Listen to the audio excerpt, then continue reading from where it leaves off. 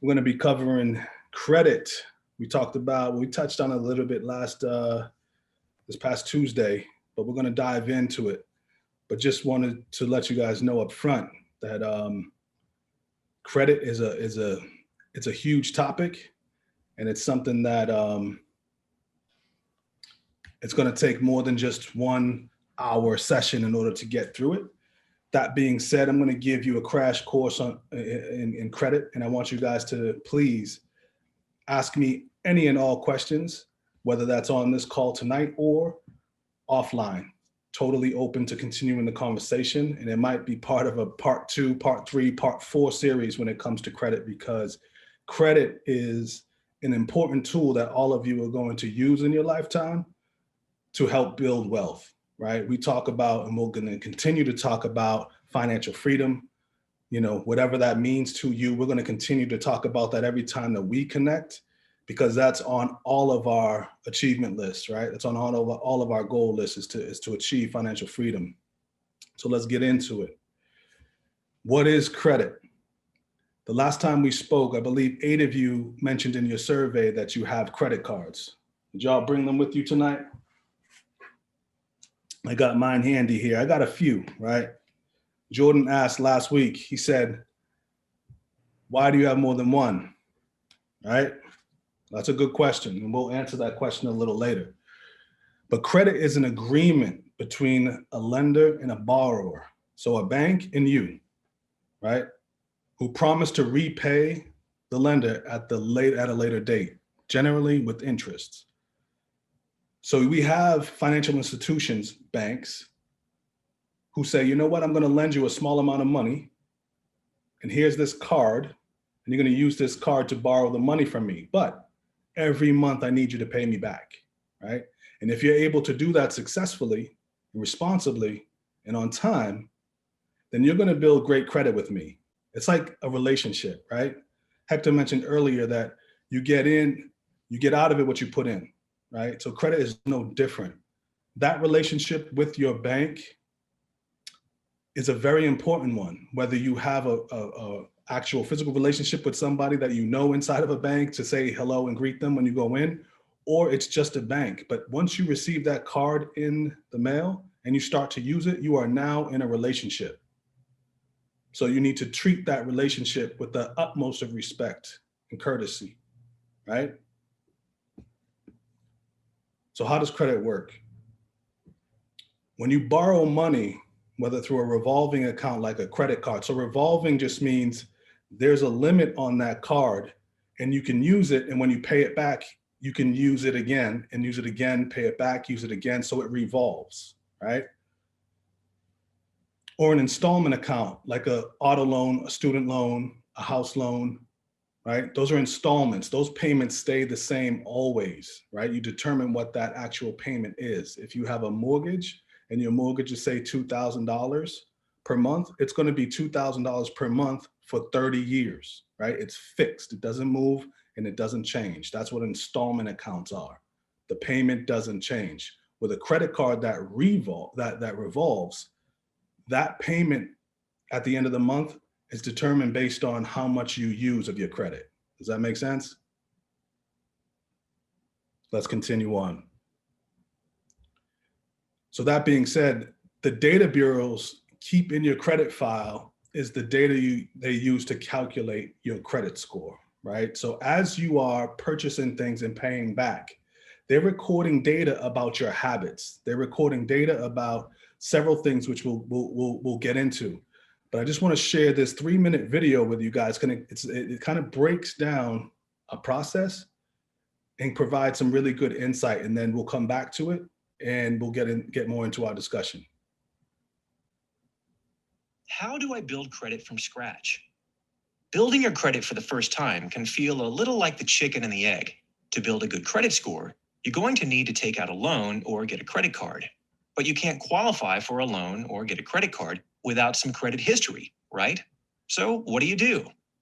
Let's start with a bank account.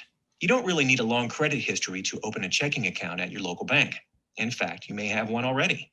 Even though a checking account won't necessarily help you build credit history with the bureaus, That account may help you get your first credit card or loan from the same provider.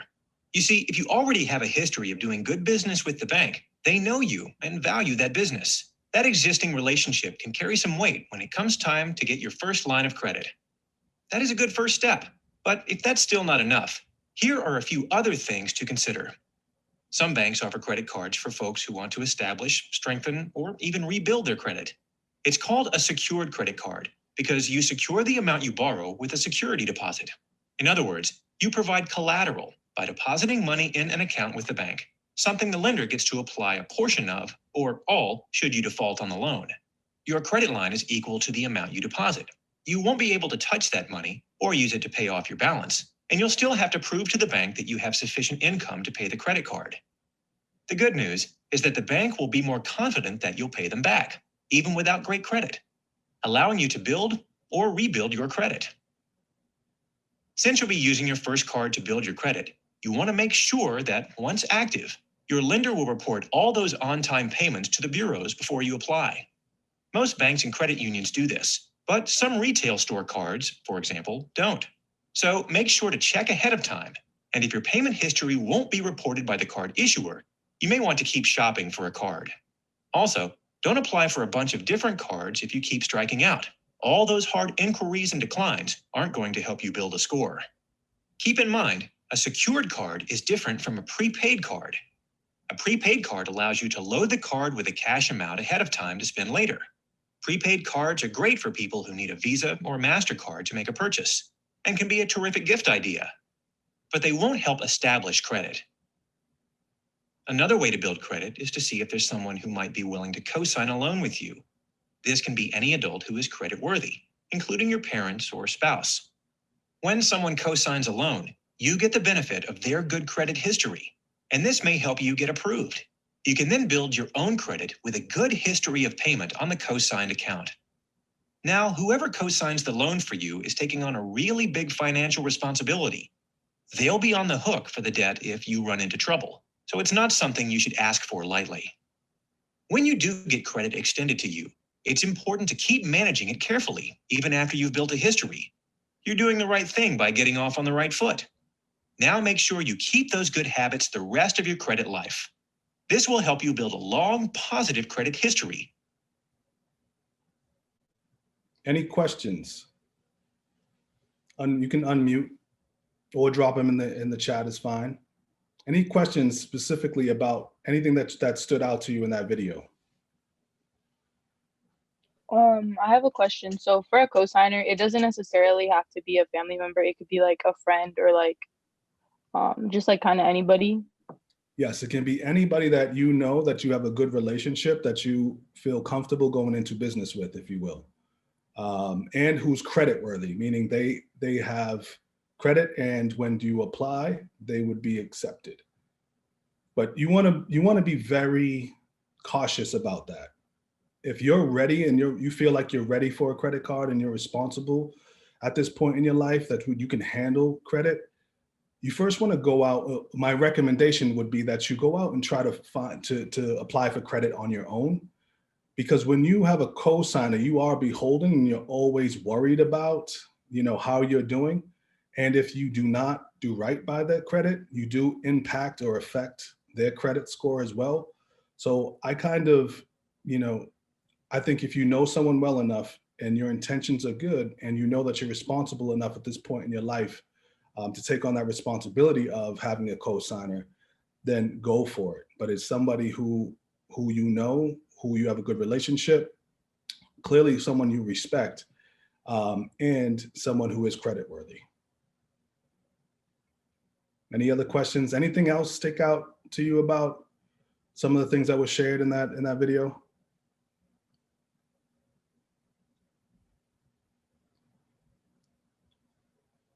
All right, let's keep going. So the credit bureaus, right? When we achieve credit, we actually, once we get credit, these are the three entities. These are the three major credit bureaus that track our progress, right? They're the ones who determine our credit score, if you would. If you're in my family, we have credit score competitions, right?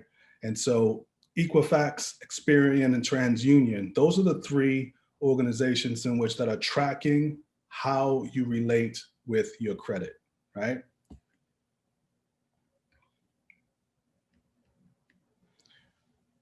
There's Somebody tell me. question in the chat. Go ahead. They asked, if you open a second card, should you cancel?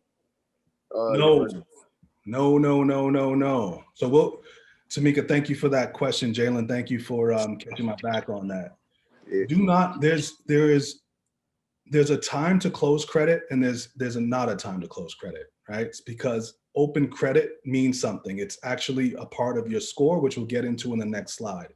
But Tamika, that's a great question. And if you're going to open up a second credit card, you want to keep the first one that you got.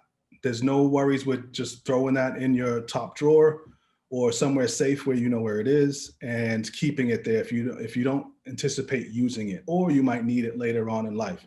But I wouldn't close it because that's detrimental to your actual credit score. Okay, so somebody tell me, what is the best credit score that you can achieve? 850. 850, right? And so when Experian, TransUnion, and Equifax are judging us, right? Here's what they're judging us on. So here's the criteria that they're looking at, and I kind of broke this down. So you see numbers on the outside of the pie chart there, and then you see equal 850. So what I did was, when you're looking at this, if you take a look at the percentage, if you're looking at payment history, your credit score is weighted 35% on your ability to pay back what you owe, right? And so that equates to 297.5 points, if you would, on your credit score is rolled into whether or not you pay back the loans, right? Your credit card has a mini loan on it, right? And so that's what it is. It's that give and take. I'm going to swipe it to buy these sneakers. I'm going to pay you back. And if I keep doing that, then I'm most likely going to be close to that 297.5 as far as my credit score is concerned. Then we're going to go down to the amount owed, right? The amount owed on your card equates to 30% of your score, which is 255 points. So what I like to tell folks, when you're looking at your credit, you do not want to exceed a third of your total credit line, right? So if you have a credit line, a line of credit on your credit card for say $1,000, you do not want to go over $300. And the reason is because once you go over that $300, that 30% starts to dip down, right? If you're below it, then you're going to achieve that 30%. They'll credit you that 30%. Once you go above it, they start getting scared. Banks start saying, "Oh, wait a minute, you're a little bit over." And they start drawing down on your credit score. Does that make sense? The next thing that takes precedent is the length of your credit history, how long you've had credit, right? 15% of your credit score is weighted by how long you've had credit. So some of us who are just getting credit, right? You're not going to have that full 15%. You're not going to have that full 127.5 points towards your credit score because you're new to it. You just started, right? So that's why when you first start and you say, "Oh, my credit score is only like 700." Well, that's because you haven't had history long enough, right? You haven't had an opportunity to keep paying, charging and paying long enough, right? This is a proof is in the pudding type relationship. Banks want you to charge, but they want you to pay them back, right? But it takes these 5 different things that they're judging you on. It requires you to actually be in good standing on all 5 points in order for you to get that 850. So the next one is new credit. So Tamika, you asked about new credit. If I opened up another account, should I close my other one? And the answer is no, because new credit is good. So long as you're in good standing with all of your credit cards, right?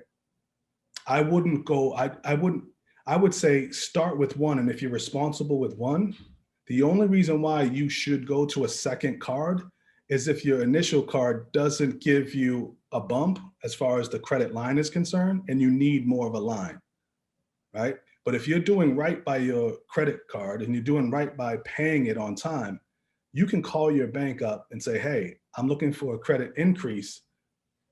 Would you offer that to me? And if they do offer it to you, then there might not be a need for you to then apply for another card. Does that make sense? And then the type of credit, which is 10%. So it's not just about credit card payments, right?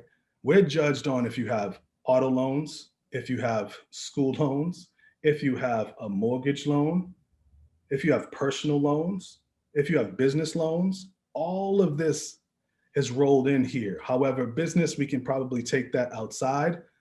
If your business is registered as a separate entity, like an LLC or a corporation, then your LLC and your corporation has its own credit. But if you are doing business as yourself, then this is applicable. What you do with that will actually impact your personal credit score. Anyone have any questions so far about these percentages? 8 of you told me that you have credit cards. That means you have a credit score. Does anybody, if you feel so courageous to share in the chat what your credit score is, please indulge me. I will start.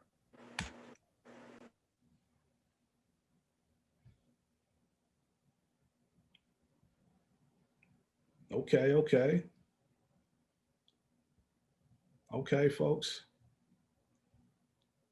1, 2, 3, 4. Okay. Yep.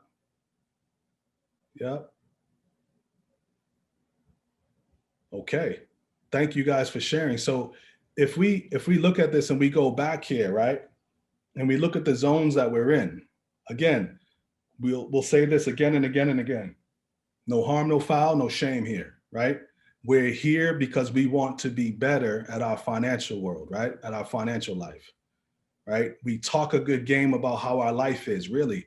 But when it comes down to it, we actually have to insert the numbers to really tell us how well we're really doing, because life costs, right?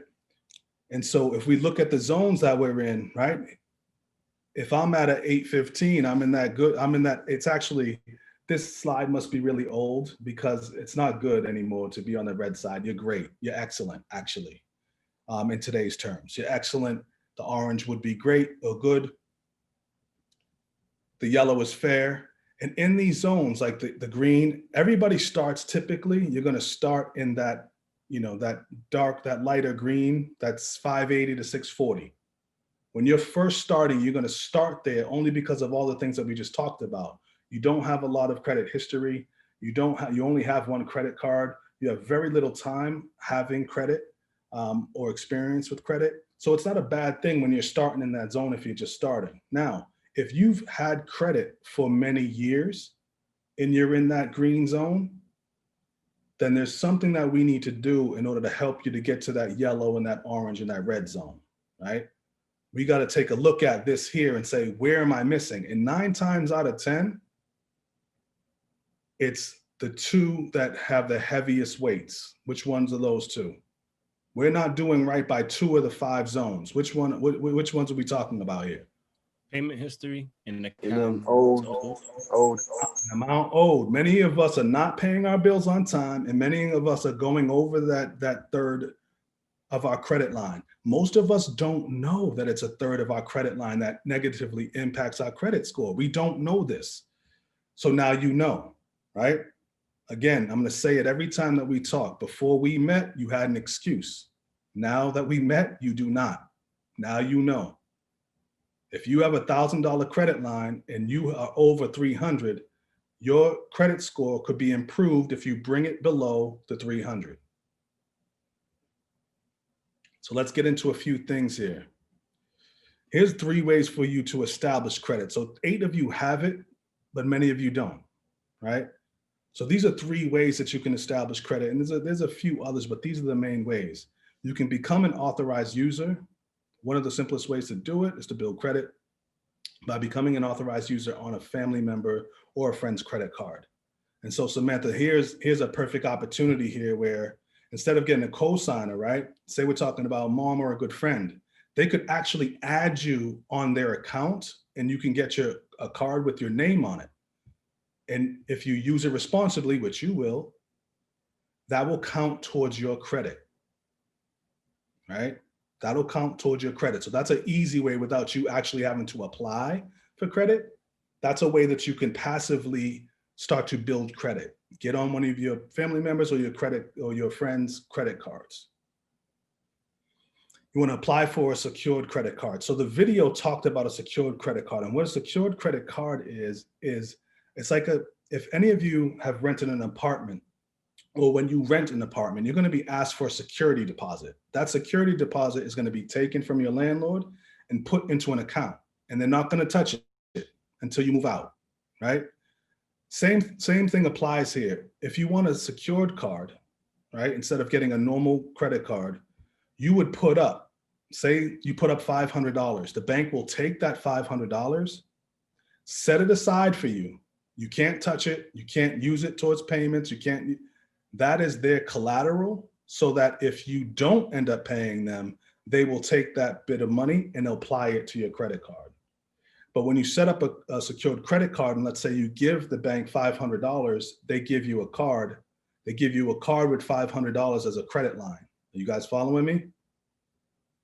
When you start charging, you charge and pay back normally, and they still have that initial $500 that you gave them, right?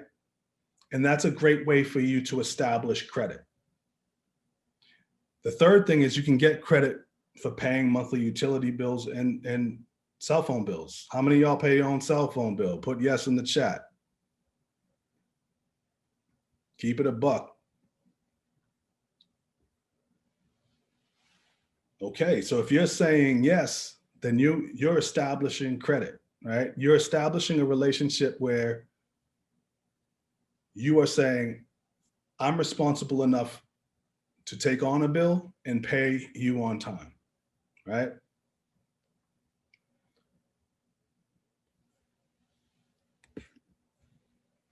So let's get into some basic credit card requirements. So if you're not a student, right, you need to be at least 21 or 18 with a parent's permission for like a cosigner, right? You need to have a social security number, and you have to have some source of income. Full-time, it's preferable. If it's part-time, some cards will actually be okay with that. If you're a student, how many students do I have on this call? Please just put yes into the chat. If you're a student. If you're a student and you don't have credit, it is very easy for you to establish credit. If we go back to your freshman year, your first day of school, some of the first people that you see, unfortunately, some of the first people that you see are actual representatives from banks. If you remember, they line up, whether that's in your student center or either on the campus, and there's rows and tables of them where they're just preying on you, really, for you to establish credit. Here, sign up for this card. They make it very easy for students to do so. In this case here, again, I'm going to say this out loud. You do not need to establish credit until you feel as though you are responsible to handle borrowing and paying back. If you have no means, if you don't have a job, if you don't have a savings, if you have no way of paying back, then you're not ready for credit yet. But when you are, we're having this conversation so that when you are ready, you're armed with the information that you need in order for you to be successful in navigating being, credit worthy, if you will. So as a student, you must be at least 18 years old, be a full-time student, and have a part-time job and or have a cosigner, someone who's credit worthy who could cosign for you. Any questions about the two, the difference between the two?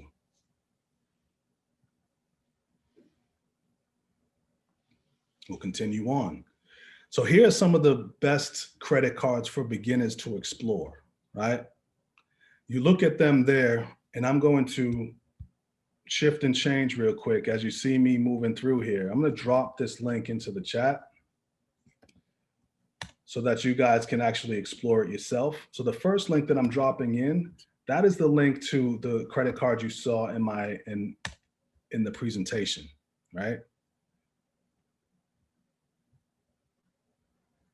So as you're exploring through there, for those of you who are not students, these are some of the starter cards that you can start with, but there's a few things that you want to look for, and we'll get into that in a second. And then the second link is for those students on the line who don't currently have credit, or you're looking to add another credit card to your wallet.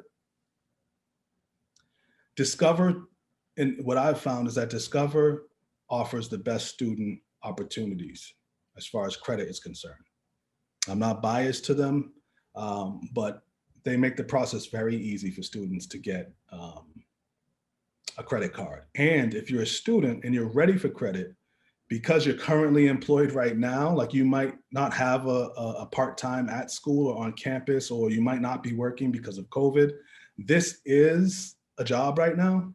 So if you're ready for credit, it would be a great opportunity for you to apply for a Discover student card and use this as a way to articulate, how much money you're earning.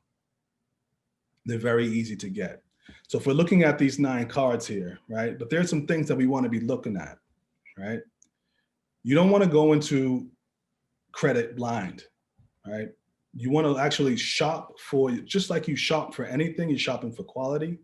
And with credit, you can actually shop for quite a few things that will be beneficial to you as you spend, right? So you want to pay attention to the type of credit card it is. Is it a regular card? It's revolving, meaning I can swipe and go and swipe and go. Or is it a secured card like we talked about earlier, where you have to put up a bit of money and that stays there, and then they give you a credit card in which you can use to then make your purchases and then pay them back, right? You want to understand what the interest rate is. You'll see APRs. When you're looking at credit cards, you'll see the 3 letters APR, and that stands for annual percentage rate. That is your interest rate. That's how much money the bank is going to make on your purchases. And when you are a new credit-worthy individual, typically those interest rates are really high. So you want to pay attention to the range. So if you're looking at that link right now, pay close attention. That's one of the things before you look at rewards and all the cute stuff. That is the #1 ingredient. You do not want to be paying banks exorbitant amount of money to borrow from them. The cheaper it is to borrow money, the better off it is. And you'll deal with the rewards later, right? Or cash back later. You really don't want to get hit over the head with huge interest rates. For example, many cards will start you out at, say, like 23%. Let's say 20%. We'll use whole numbers here. So if I charge $1,000, right? If I charge $1,000 and at the end of the month, I only pay the minimum amount and I have a 20% interest rate, how much interest am I paying that month?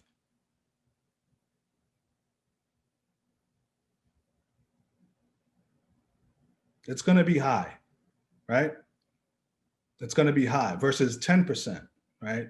So I've established, my credit has been established for over 20 years, 22 years. And so my credit card that I use religiously, it's at 10.9%, right? So if you're a new credit card, if you're new to credit, your credit interest rate is going to be a bit higher than mine. But here's how you avoid it, and we'll talk about it in a second. You also want to make sure that a card doesn't have an annual fee. Sometimes some cards come with an annual fee. So in order for you to start credit with them, they will charge you, say, anywhere between $50 and $99 a year. And it's just a way for the banks to make money. We don't want to be paying the banks money, right? That's how they make money, but we want to pay them the least amount of money to borrow from them. So I would go with a card that doesn't have an annual fee over a card that has one. If you have no choice in the matter, and the only one who wants to give you credit is a card that has an annual fee, go for it. Go for it so that you can at least start establishing credit. And then what you can do is you can call them up after you've established it and you got a 750 plus credit score, and you can say, hey, take the fee off. All of these things are negotiable. You can call and ask your bank, hey, can you lower my interest rate? I've been rocking with you guys for 10 years. I have a stellar credit score. Would you be open to lowering my interest rate, or I'll take my business elsewhere? That's something that we need to be mindful of. Banks are banks. They're not here for us and they don't have feelings. They just want to make money, right? And we need to use them as a tool. We need to leverage them so that we can aspire to, we can get the financial freedom that we're looking for, right? Because you can't do it all on your own. We need to leverage our credit in order to buy homes, unless you're caking up crazy and you can just start buying homes, cash, right? We need that relationship with the banks. However, there is negotiating power with the banks. Most people don't know that, and they don't actually go and negotiate. They just simply just take what comes to them. That's not how this works. I'm empowering you to tell you that, listen, you need to be negotiating. You need to negotiate, your annual fees if they have one. Interest rates, drop them down if I'm doing well. Now, going in, don't sign up for a credit card and then the next day call them and say, drop my interest rate. They're going to laugh at you, right? You haven't proven to them that you can actually do anything with your credit yet at this point, right? You want to look out for reward programs. There's a lot of rewards, 2% back on your purchases, right? Where you get free money, 2%, 5%. I haven't seen anything over 5%. Those are really good cards to take. If you're smart about how you leverage your credit, you can be swiping your credit knowing you have the money in the bank just to get the points or the cash back, right? So I have cards where I get cash and I have cards where I get points. And those points I can use towards all kinds of things. Like I just got my earbuds, because y'all know earbuds be wilding, right? Over time. I just got myself a brand new pair of earbuds because mine kept cutting out with the points on my credit card, right? So I leverage my credit so that I can get the things. These cost me $1.30. It costs me nothing because I spend money. I'm swiping my card, I'm paying it like normal. If you're going out to buy a sub, swipe the card instead of paying with your debit card. At the end of the month, just pay off your card in full, right? We also want to be looking for, is there a minimum deposit required? And that is when it comes to secured cards, right? So if you need a secured card because that's all you qualify for, you want to know is there a minimum? Is it 200? Is it 500 minimum that I have to put up in order for me to get credit? Any questions at this point? Thoughts, ideas?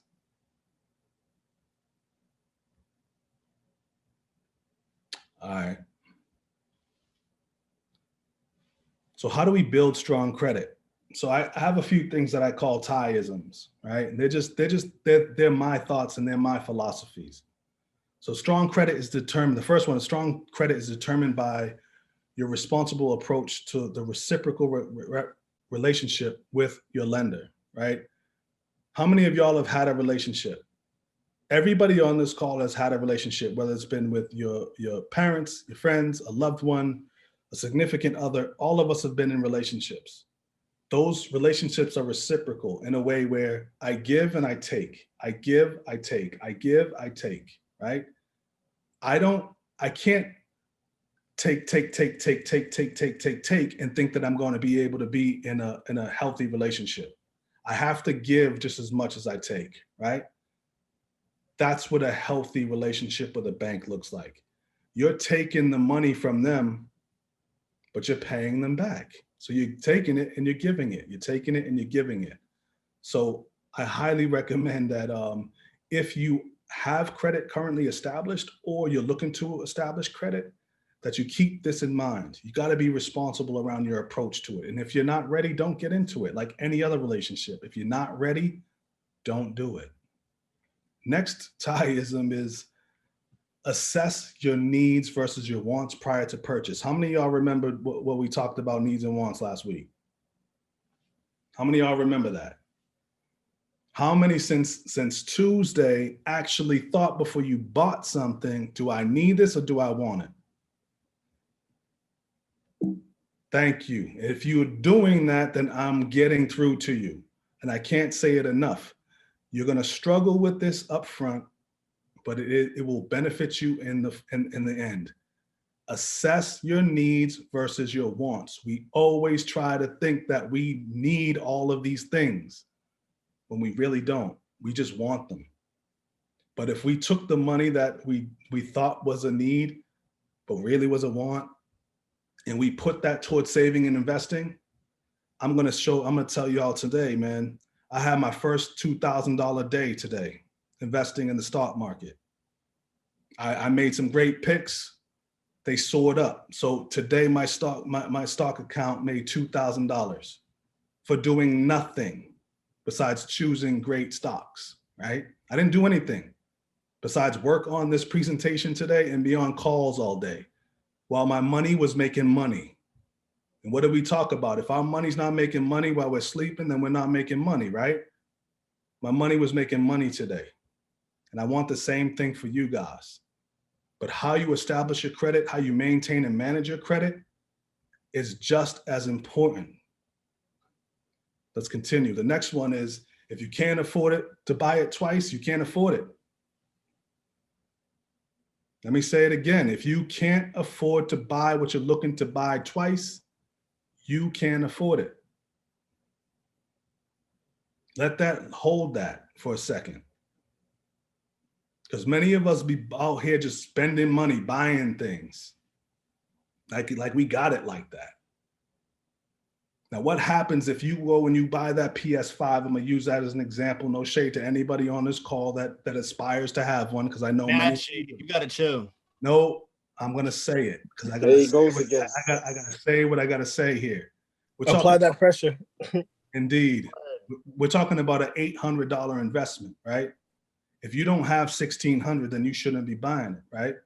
Because if your $800 that you invest in a gaming system, then something happens and you needed that 800. Now you got to call somebody in your network to help you pay for the thing that just came up. If you don't have it twice, don't buy it.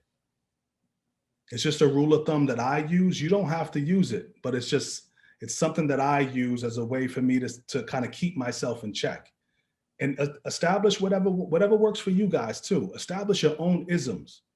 It doesn't have to be if I can't buy it twice, right? It can be whatever it is that you want, but you got to start establishing guidelines that you're going to use in order for you to make decisions around what you buy and what you don't buy.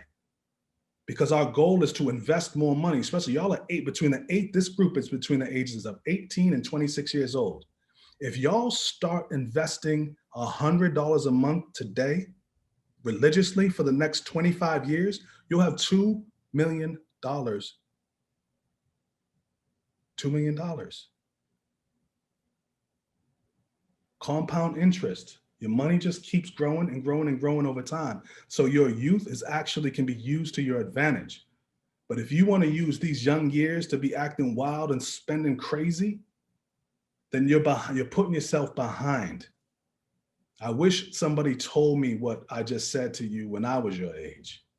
I wish somebody told me that, because I spent all kind of wild money on dumb things. Let's get back to it. My apologies. Yo, wait.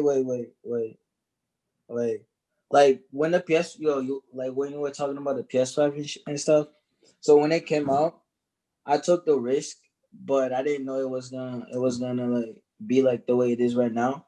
And I bought it for like 600, but I sold it for like 1.2K though. Say again?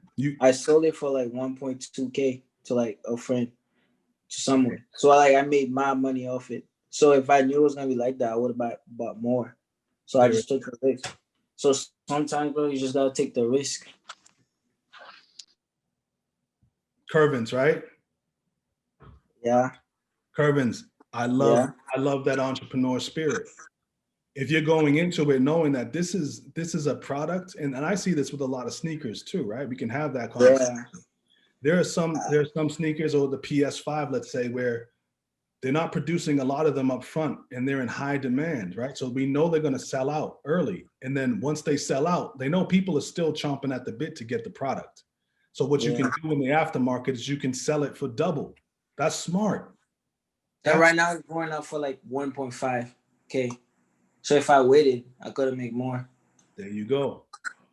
So in those, you know, and I also understand too, because, you know, I have some people that are very close to me that say, you know, the gaming systems are they contribute to good mental health. And it doesn't contribute to my mental health, but I believe you if that's what you say it does. But I'm just using that as an example of we got to be mindful of how we spend, right? Yeah. That's what I'm getting at. If there's an opportunity for you to actually buy for the low and sell for the high, I don't care what it is. Do it. Do it. That's a smart strategy. Let's continue. So how to build strong credit. Here's a few tips for y'all. Use your credit card for your everyday purchases. Every day we walk around, we buy something to drink, we buy something to eat, we buy things at CVS, we buy these things, right? But because in our last time that we met, you guys have a budget sheet, you're able to track these expenses, right? Use your credit card. Use your credit card, and at the end of the month or even at the end of the week, pay it. Pay it in full. But I highly recommend that you start using your credit. You have to use it in order for you to gain credit. A lot of people think they can swipe their card once and then boom, because they have it, they're building credit. You're not. If you're not using it, you're not doing anything. Because remember, those 3 credit bureaus, they have nothing to gauge your success against, right? Or your failures. So you got to use it. So your frequency matters. It matters how frequent you're using your card. I have 2 cards, aside from the one that I use every day, that I never use them. They're like just in case. And guess what happens? I've had these cards for a long time, for 17 years, and I don't want to close them because that will go negatively against my credit score. So I keep them in my drawer, but every year when I don't use them, they email me and say, if you don't use it, I'm going to close it. At which point I use it real quick. I'll buy a candy bar, I'll buy something just to use it once, and then I pay it, and then they get off my back. But I'm consistently using the one that's in my credit, in my wallet regularly. And then I pay it in full. Paying your card in full at the end of the month or in the middle of the month, whenever you see fit. That's what avoids you having to pay those interest payments. All right. So pay your credit card bill on time. We talked about 35% of your credit score is wrapped up in your ability to actually pay your bill on time. Just like you're required to show up to school and to work on time, banks don't care if you missed it by one day. They're going to hit your credit score. There's no calling them and saying, but can you help me? But I didn't know, but I forgot, but there's no buts. Pay what you owe on time. 35% of your credit score depends on it. So pay it off, right? And pay it in full. Don't start spending way more than you actually make. We talked about a little bit about that when we were talking about budgeting on Tuesday. But let's not get in the habit of spending more than we make. Too many of our family members, mine as well, growing up, we spend beyond our means. We have to stop that now. You cannot spend more than you actually make because you're putting yourself in a hole that you're probably not going to be able to get out of, right? Let's not do that. We talked about breaking generational behaviors, and this is one of them, our relationship to money. We need to start to flip it on its head and have a positive relationship with money, with credit. And we know if we do that, we can build a generational wealth and we can have that financial freedom and that economic power that we strive to have. And the last one here is, if you can't pay your credit card bill in full at the end, make sure that you pay at least $20 to $50 over what is actually due. So let's say you have a $1,000 credit line, you spent $300 on whatever, and let's say your monthly bill is going to be, say, $50. If you pay $50 only, right? You pay what they tell you to pay, and this is a trick that the banks do. They tell you, pay me $50. But what they don't say is, if you just pay me $50, I'm also going to add on the interest. That's how banks make money, off the interest. But if you pay that monthly payment plus that $20 to $50 above that, you're going to cover the interest rate. Does that make sense? If you're just paying the minimum, you're going to see your actual bill grow because they're going to start tacking on the interest as they are legally required to do. That's how they do it. That's how they make their money. But if you're not savvy enough and you don't know these things, a lot of us, we just pay the minimums. Oh, I paid it. I'm good. Yeah, really, not really.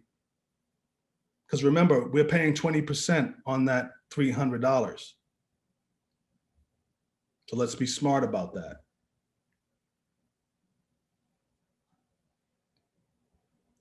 Everybody on this line right now, I'm going to throw out a few things and I want to know what your thoughts are. Does everybody on this call know what assets and liabilities are? No. Yeah. So whoever said yes, please let the group know what is an asset and what's a liability. An asset like brings money in and a liability takes money away. That's right. It's pretty simple, right? Assets bring you money.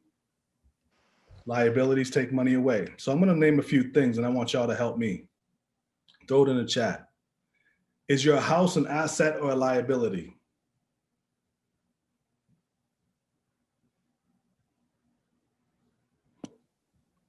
It can be both, or you can make it an asset.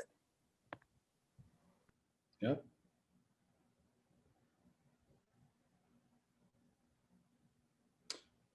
So those of you who said both or no, it's not, are right. In the sense like this, if you own a home and you live in it, don't you have to pay for it? So if the definition of an asset is money that, something that brings you money, and a liability is money that you have to pay out.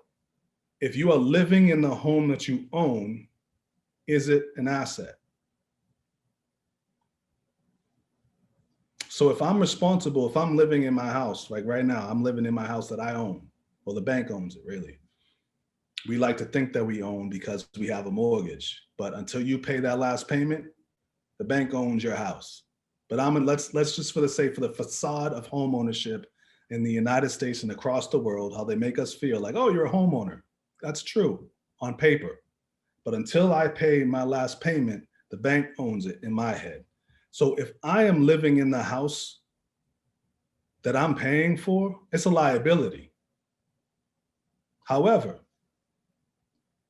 the equity in the house, if there's equity in your home, can be used as an asset, right? What is equity? We talked about capital gain in our first conversation. It's similar. What is equity? Ownership. To some degree. Value has something to do with it. So equity is the difference between what you paid and what it's worth. What's in between here, that's the equity. For example, I buy a home for 300 grand. I'm living in it and I'm paying my mortgage. That's great. But the market pushes up, right? Because it starts to become really hot. People are buying in, they want to live there. Great. Guess what happens? So now let's say my house is now worth 500 if I was to sell it. That difference between what I paid for it, 300, and what it's worth now if I sold it, that's the equity. So that 200 grand is the equity. I can use that equity if I wanted to. That to me provides an asset opportunity for me to leverage those dollars to then go do some good things with it, to invest. Some people leverage the equity in their homes to go buy boats and cars and all kinds of liabilities and dumb things. Let me not get ahead of myself. Is a car an asset or a liability?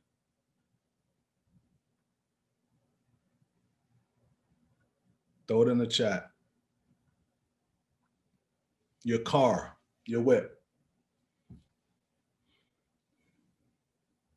Exactly. I'm paying the bill. If I'm paying the bill, then it's a liability, right? What about my clothes collection? Asset or a liability?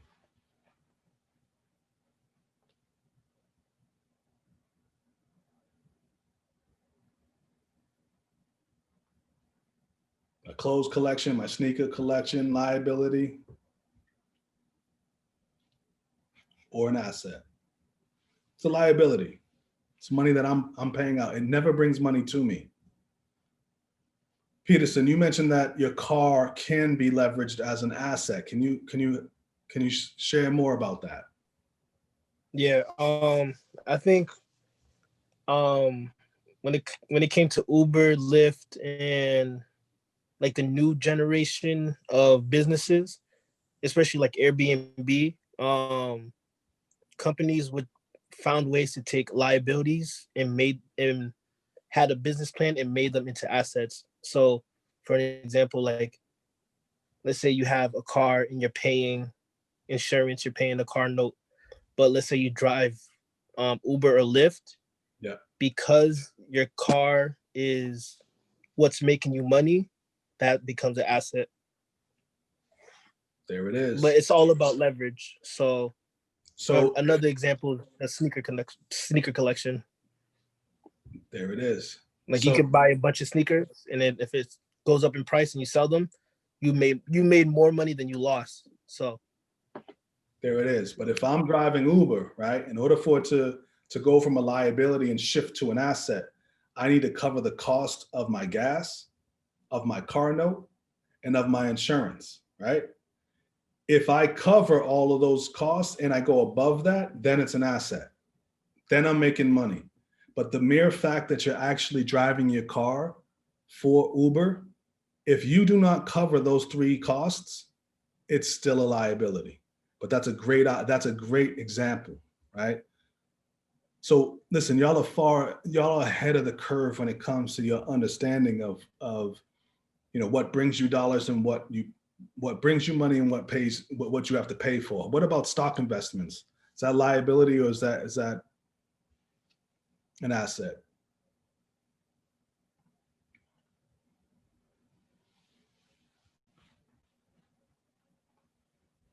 Right, we can leverage them. They're assets, man. Until we cash out, right? If you're taking a loss on an investment, then yeah, it's a liability. But if you let it grow, if you invest correctly and you let it grow, once you cash out, you good. You good. That's right, Demetrius. It's a liability until you make it an asset, right? But you don't really get to make it an asset. The only control that you have is actually picking good companies to invest in, right? So if you invest in terrible businesses, yes, it's a liability because they probably will not earn more money than you're actually buying the share for, right? So thank you guys for engaging in that. So let's just, as we wrap up, if we think about leveraging our credit to build wealth, right? There are three main things in my head that make sense. If we take on that responsibility of building credit, we need to be responsible, right? We need to be responsible. And what that means is we're responsible in our spending. We're responsible by determining our needs versus our wants. Then that shifts into we pay on time. Our payments arrive on time. I pay my credit card bill. I don't care what day it is. I pay it well before it's due. Always. If I'm allergic to a bill. So once I get it, I pay it. I don't need to wait till the end. I just pay it. All of you are savvy when it comes to online payment. Track your credit cards online. If there's a bill, pay it. You don't need to wait till the end of the month. As a matter of fact, they like it when you actually pay early, right? That establishes good rapport with them. Lets them know that you're responsible and lets them know that they're not afraid. What you want to do is you want the banks to open up their doors to you. And we're going to get to that in a second. So if you're responsible with your credit and you're responsible with your spending, you're not spending more than you make. You're spending responsibly, like you're just swiping your everyday things that you would normally swipe your debit card for.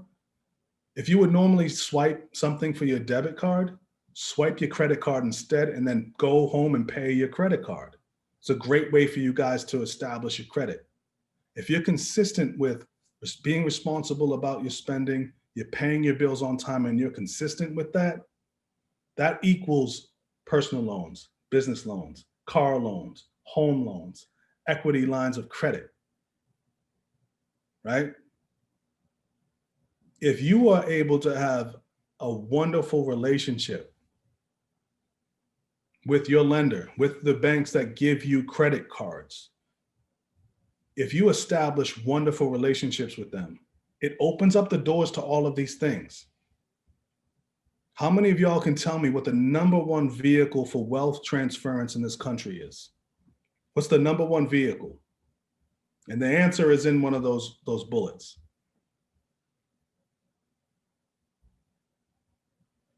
It's not necessarily a Wealth? loan, but you get what I mean. Say that again, I'm sorry. You said like what's the biggest transfer of wealth? What is the number one vehicle for transferring or gaining or transferring wealth? The home. It's home, it's real estate. That's where the money is. That's where the money is. Some of y'all want to talk about stock investing, as we should. That's one vehicle. But the real money is in the real estate.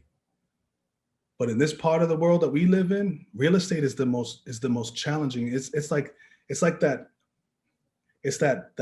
highest level of investing. Cost level. It's the highest level of investing. And when you get to that level, you do that right, all the gates open. All of them are open for you. You get your first house, nothing's going to stop you from getting your 10th house. But so many of us stop at the house that we live in. We got to stop that. We got to keep going. You don't just need one. You need 10, you need 20, you need 50 apartments. Because we talked about passive income, right? Real estate is my passion. It's one of my deepest passions. And we're not going to cover real estate in this 5 weeks that we're together, but it's something that I'll do a, step 2, 3, 4 iteration of it. But if you have questions around it, let's build on that. But we're talking about, we're coming in the entry level. A lot of us want to start up here. You got to pay your dues. You can't cheat life. There's no cheat code for life. You come in at the ground floor and you bust your hump. You bust your behind to get up. You own your credit. Nobody else owns it. There's no excuses. There's no, well, I didn't know. There's none of that. Well, my mom didn't tell me. My dad didn't remind me. None of that. Y'all are grown. You got to own it. It's yours to establish and it's yours to grow. And I'm confident in every single one of you that you'll be able to responsibly engage in credit, build your credit, and these bullet points here will start opening up for you. Business loans. Some of y'all are business owners. I believe 4 of you said that you are business owners. Those who aspire to be business owners. I don't want to spend my money. I want to spend the bank's money. They call it OPM, other people's money. I want to use the bank's money to start for my business startup money. If I have to use mine, I will. But if I can establish credit I'll give you a live example. I have a construction company, so I renovate homes. When I was applying, once I established my entity, I established my corporation, I went right to my bank. So that video, when we went back to it, it said, if you have a bank account, that is a great thing because you already have a relationship with that bank. So guess what I did? I went right back to the bank that I have a relationship with. They see how I spend my money. They see that I don't spend more than I make. They see that I have good savings. They see these things already. So now I come in and I say, hey, I just started a business. Here's my paperwork. I want to establish credit. Guess what they said? Sit down. They gave me a $20,000 credit limit for my business right off the top. Before I even took a client, they gave me 20 grand of credit for my business right away. So now I can leverage that 20 grand to expand and grow my business, right? Car loans, yeah, they're great. A lot of us, we're looking on social media, we're looking on YouTube, we see people flossing in the street, and we want the Benz, and we want the this, and we want the Maseratis, we want those things, right? You know, in our community, especially just as young people, cars are the first achievable loan typically that you can get, because it doesn't, for you to get a car might cost you $6,000. You get a car loan for $4,000. Boom, you got a car. Most people they don't skip over car loans to get to house loans. You don't do that, right? You go from credit cards to a car loan, business loans, home loans. Once you get a home, you can use that equity and get an equity loan, an equity line. I got one of those too. These are the things that you're going to establish in your life. Every single one of you that is on this call is going to do it. But it starts at step 1. We can't skip to step 3. You start at 1. That's where everybody starts, and be okay with that. Again, we talked about this generational wealth thing. This is a marathon. This is not a sprint. This is not about you trying to keep up with folks that have been doing it for years. You can't be where I'm at. I've lived double the lifetime that you've lived, right? So you can't be where I'm at, but you can use me as an example to say, you know what? I'm trying to get there. That's what I want to get there. So in our quest to achieve financial freedom, we ended on all these different loans, right? That are listed here in the bottom. So the next time that we meet, my apologies, on the 10th of December, we're going to go through loans, and we're going to go through interest rates, and we're going to discuss those things, because that's the next level. Once you've accomplished, having good credit for a good amount of time, you're going to start thinking about loans. And if you're going to take out loans, you got to think about interest rates. How many of y'all right now are students who have borrowed money for your education? Put yes in the chat if that's your situation.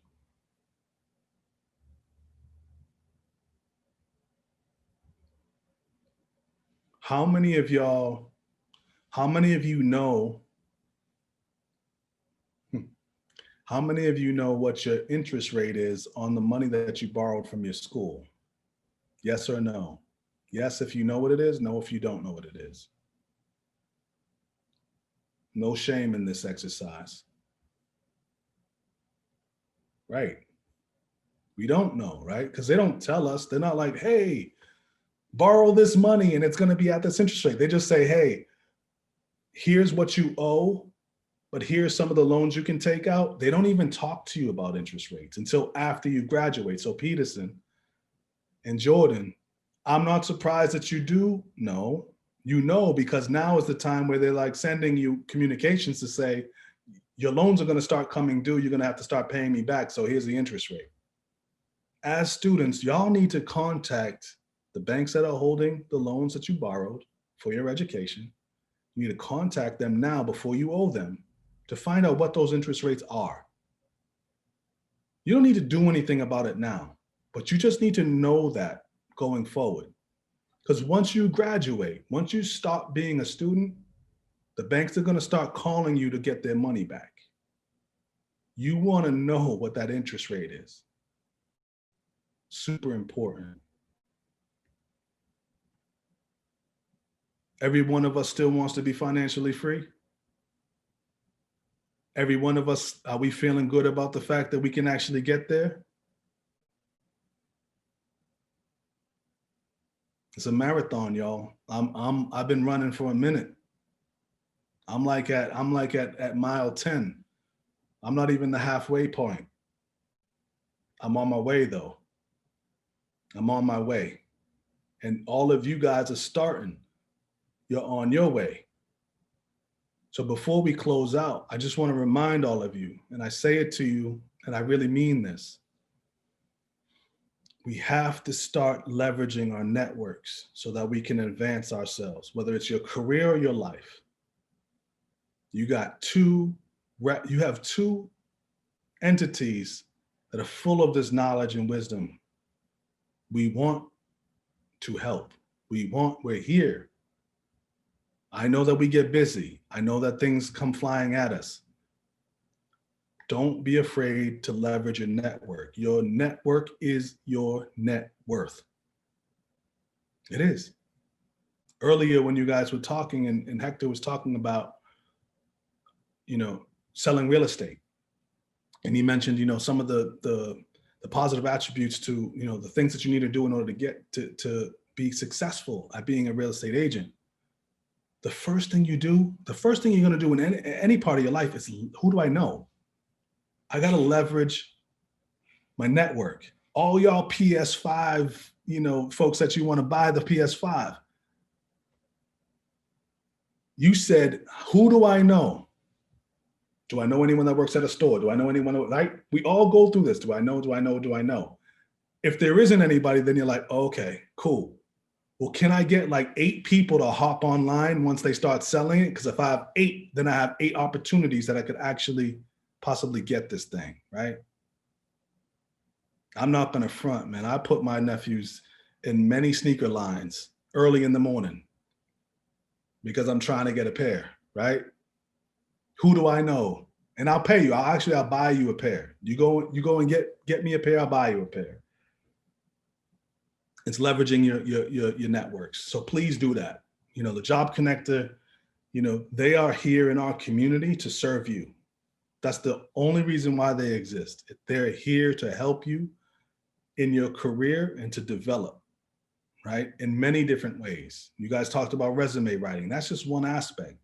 They've got so much wisdom and understanding and knowledge. And also remember this, they are MIT. You guys have networks now in MIT, MBK Cambridge. That's me, that's Tony, that's Frank, that's the extended family. You got folks in your corner, whether that's connections to the city that you need, whether that's wisdom around all things that we talk about, whether it's, hey, I'm going through some challenging times, I need to rap, I need to talk, I need some resources, I need some help, I need to be connected, whatever it is. So please don't hesitate to reach out. And I know many of us have, and I was just having this conversation earlier. And I said to a young lady that I was talking to, I said, she was telling me about some challenge that she was having. And I said, I really wish that at some point in our society, we can take our masks off and take that wall of protection that we put around us. We can let the wall fall down so that we can see each other. We're not perfect. Perfection is an illusion. It can never be achieved. You're perfect the way that you are, flaws and all. You're perfect with your issues. You're perfect with your up and your down.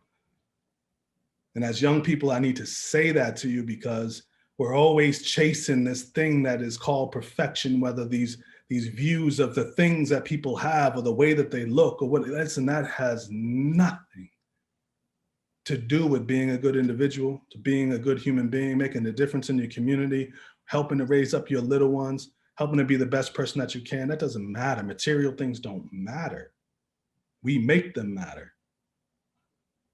So utilize us in any way, shape, or form. That's why we're here. So I appreciate all of y'all showing up. Those of y'all that show up, that's the start. Because there are a lot of people that don't. There are a few people that got on this line initially and fell off. Well, the fall off is real. If you don't commit, guess what? You just lost some gems. So you might just get yourself in some credit card drama.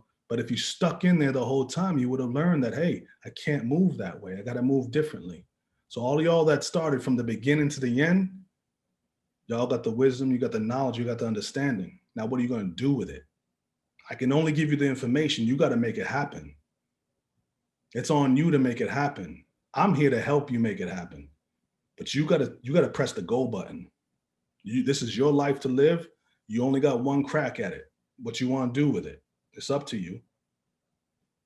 I want to open this up real quick before we close out. Are there any thoughts, questions, ideas, issues, challenges that you want to share with me about credit? Those of y'all who have it and those who don't have it and want to establish it. Don't be shy.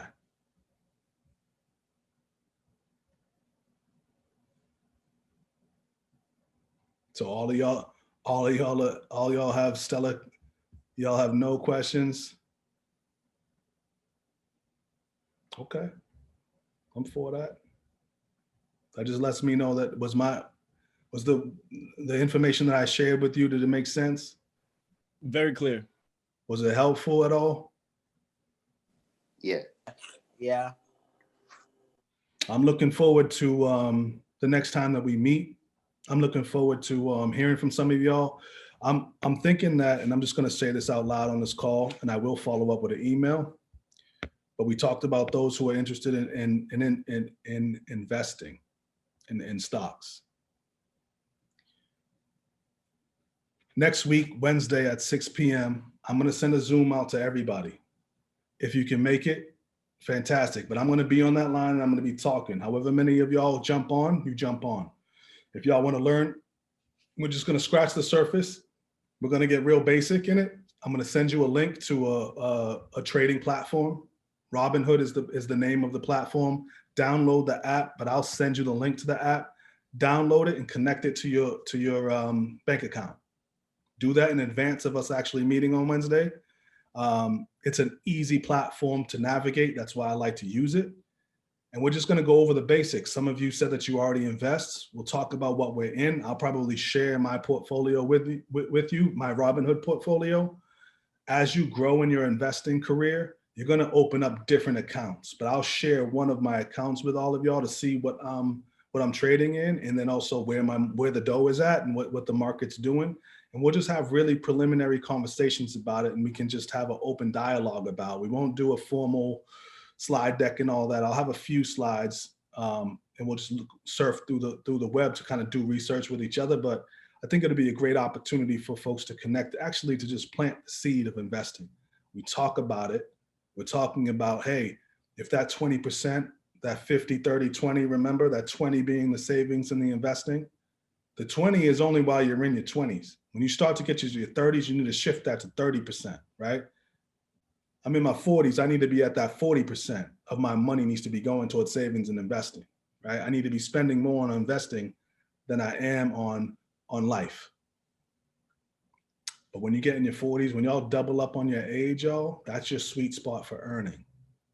Right now, you might not be happy with what you're earning, but I guarantee you, you put the work in, you establish a career, you put your time in, you do a great job, you don't shortchange yourself. It's not about shortchanging your employer. A lot of us want to half-ass our jobs. You're really only half-assing yourself. Don't half-ass things. If you're going to do it, do it. Do it to the best of your ability. And if you're able to do that, you have longevity in your career.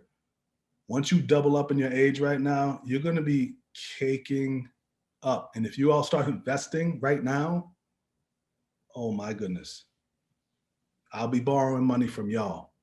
Trust and believe I'll be knocking on your doors. But anyway, if y'all have any questions or thoughts, share them now. And if not, we will sign out for the evening. It was a pleasure and an honor. And I look forward to seeing you guys on Thursday, the 10th, but we will be here. We'll be back on Tuesday. I'll be on the line, but I'll be sharing my wisdom on Thursday.